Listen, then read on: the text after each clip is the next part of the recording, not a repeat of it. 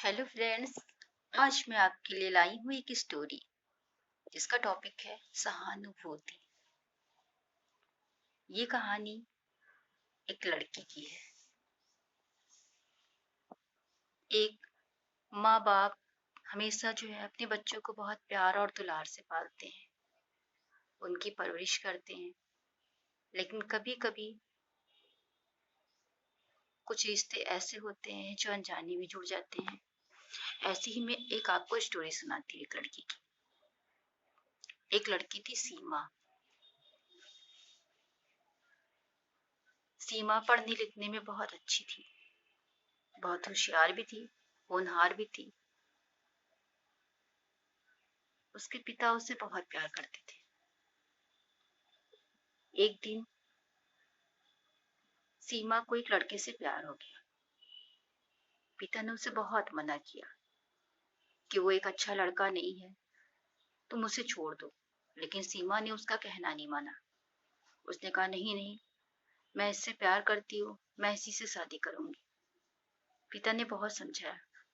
जब उसकी समझ में कुछ भी नहीं आया तब पिता ने उससे कहा कि तुम अगर शादी कर लोगे तो मैं तुम्हें अपने घर से बेदखल कर दूंगा, तुम मेरे लिए मर जाओगी, तुम दोबारा मेरी चौखट पे कदम मत रखना।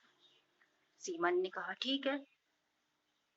लेकिन वो प्यार में दीवानी पागल अपने पिता की बात नहीं सुन रही थी। उसने उस लड़के से शादी कर ली। जब उसने शादी कर ली तो उस लड़के ने उससे कहा कि तुम जब आई हो हमारे साथ शादी करने तो तुम अपने साथ अपने पिताजी से क्या लेकर आई हो।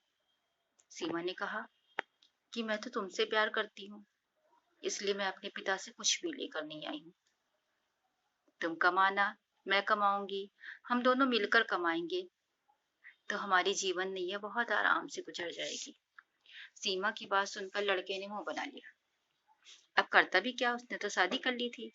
लेकिन सीमा इस बात से बेफिक्र थी कि वो एक लालची व्यक्ति था।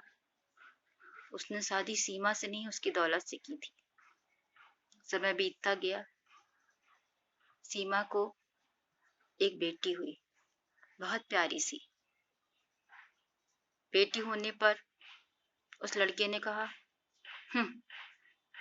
तुमने जो है, एक तो तुम अपने मायके से कुछ ले करके नहीं आई हो, दूसरा तुमने एक बेटी को जन्म दिया, मेरे ऊपर बोझा बना दिया। समय बीतता गया। वो उससे रोज रोज लड़ाई झगड़े करता। फिर एक दिन वो उसे छोड़ के चला गया। सीमा ने उसे बहुत ढूंढने की कोशिश की, लेकिन वो नहीं मिला। उसका कोई अता पता नहीं चला। वो बहुत दुखी हो गई। वो अपने पिता के घर भी नहीं जा सकती थी, क्योंकि पिता ने उससे पहले ही कह दिया था कि अगर तुम अपनी इच्छा से शादी कर रही हो तो मैं तुझे नहीं अपनाऊंगा। वो पिता के पास नहीं गई और वो बहुत परेशान रहने लगी कि कैसे वो अपनी बेटी की परवरिश करेगी, कैसे उसका जीवन बीतेगा। तभी इसके एक चाचा जी उसके पास आए। उन्होंने उससे कहा, कुछ रुपए दिए और कहा, सीमा ये लो, तुम इससे अपने घर का खर्चा चलाना। उन्होंने उसे एक कमरा भी ले दिया। सीमा नौकरी करने लगी।